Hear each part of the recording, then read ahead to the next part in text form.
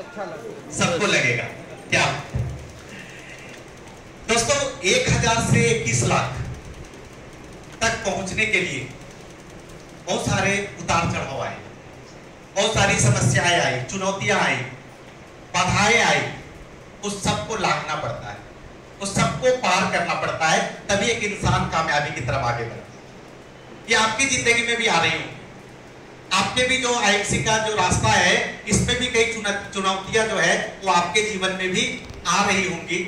और आज हम लोग वही सीखेंगे कि उन चुनौतियों से कैसे निपटें, किस तरीके से हमें आईएमसी में काम करना है, क्या हमारा मानसिकता होना चाहिए, क्या माइंड सेट होना चाहिए, क्या एक्शन प्लान होना चाहिए, क्या हम लोगों से बात करें, क्या लोगों को बताएं कि लोग हमारे साथ आए।